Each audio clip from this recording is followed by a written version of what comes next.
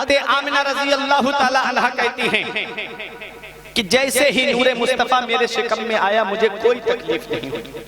मुझसे कबल आपने अल्लामा असगर मिसबाही साहिब किबला से ये बातें सुन चुकी हैं।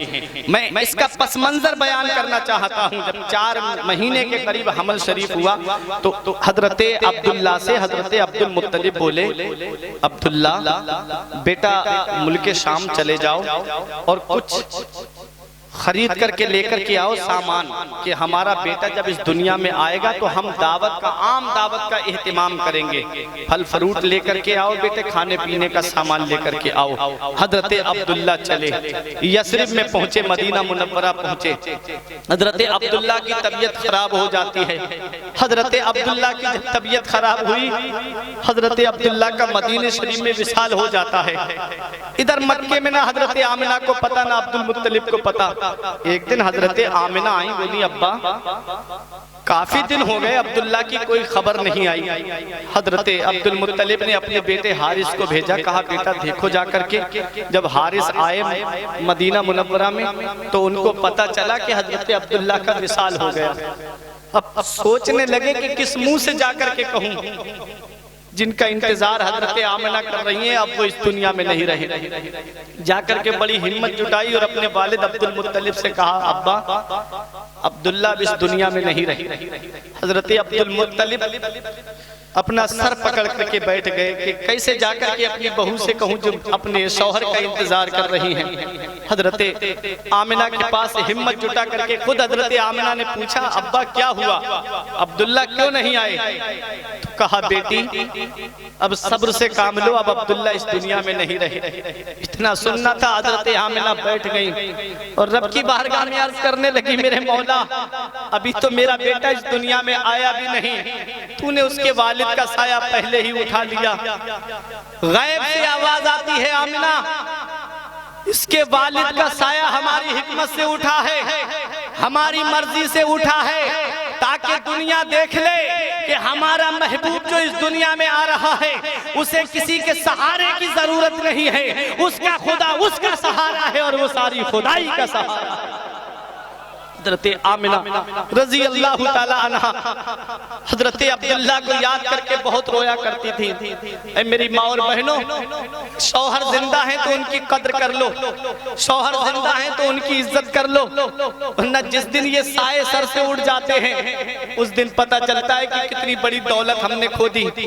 वो बहन, वो माँ जो घर के अंदर बड़ी सरदार की हैसियत से कुर्सी पे बैठती है, जब उसके शौहर का साया सर से उड़ जाता है तो कोई खैरियत पूछने वाला नहीं होता, न मैके में खैरियत पूछने वाला होता है, न ससुराल में खैरियत पूछने वाला होता है। ये शौहर बहुत बड़ी अल्लाह की नेमत है, जब इनका साया सर पे होता है तो सब मोहब्बत की नजर से देखते हैं, और जब इनका साया सर से उड़ जाता है तो सब हिकारत और जिल्लत की निगाह से देखते हैं। हजरत आमिना रजी अल्लाह ताला अन्हा अपने शौहर हजरत अब्दुल्ला को याद करके बहुत रोती थी, बहुत रोती थी। हजरत आमिना रजी अल्लाह ताला अन्हा, उस नूरे मुस्तफा के ज़ुहूर का वक्त करीब है, हजरत आमिना कहती है कि मैं रातों को रो लेट करके अपने शौहर को याद करके रोया करती थी। जब उस नूरे मुस्तफा की आमद का वक्त करीब आता है और जब नमा महीना शुरू होता है, हजरत आमिना रजी अल्लाह ताला अन्हा कहती हैं कि मैंने क्या देखा कि मेरे मकान की छत शक होती है और बुलंद कामत औरतें अब्दे मुनाफ की बेटियों की तरह मेरे पास आई और आके कहा, आमिना घबराना नहीं, हम तुम्हारी मदद के लिए आए हैं। हजरत आमिना कहती है एक पर्दा गैब से आया, मुझसे कहा गया इस पर्दे को पकड़ ले। मैंने जब उस पर्दे को पकड़ा तो मशरिक और मगरिब, शिमाल और जुनूब सब रोशन हो गए, सब मेरी आंखों के सामने से पर्दे उठ गए और मैं सबको बेहिजाब देख रही थी। हजरत आमिना कहती है फिर किसी ने ऐलान करने वाले ने ये ऐलान किया कि आमिना अब लेट जा, नबी आखिर ज़मा की विलादत का वक्त करीब है, लेट जा आमिना।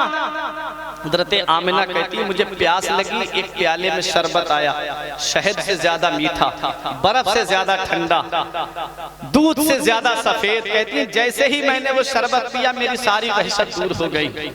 हजरत उस पैगंबर की आमद का वक्त करीब है जिसका इंतजार सारी कायनात कर रही है। सूरज उस नबी की आमद का इंतजार कर रहा है। चांद उस नबी की आमद का इंतजार कर रहा है।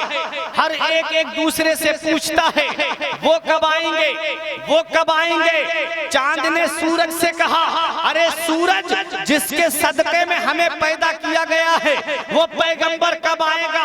तो सूरज ने चांद से कहा, अरे चांद, तू उसका इंतजार कब से कर रहा है। तो चांद कहता है, अरे मैं तो उसका इंतजार बहुत दिनों से कर रहा हूँ, कब वो महबूब पहाड़ी की चोटी पे खड़ा होकर के उंगली का इशारा करे और मैं दो हिस्सों में बट जाऊं और कयामत के दिन कह दूं, मौला मेरे कटे हुए वजूद को देख, मुझे मोहम्मद रसूलुल्लाह की उंगलियों ने देखा है। तो चांद ने कहा, ऐ सूरज, तू कब से इंतजार कर रहा है। तो सूरज कहता है, मैं तो उस महबूब की आमद का इंतजार तब से कर रहा हूँ जब से सुना हूँ कि वो महबूब मौला अली शेरे खुदा की जब नमाज़े असर कज़ा हो जाएगी, मकामे सहबा में खड़े होकर के वो महबूब जब उंगली का इशारा करेगा, मैं डूब चुका हूँगा, उस महबूब की उंगली के इशारे पर वापस पलट के आऊंगा और कयामत में कह दूंगा, मौला मेरे वजूद को देख, मुझे मोहम्मद रसूलुल्लाह की उंगलियों ने देखा है।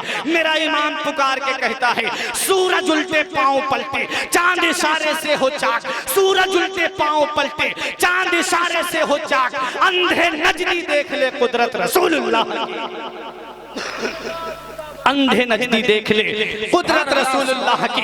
चांद मुंतजिर है वो महबूब कब आएगा, सितारे मुंतजिर है वो महबूब कब आएगा, कहकशा मुंतजिर है वो महबूब कब आएगा। हर एक उस महबूब की आमद का इंतजार कर रहा है।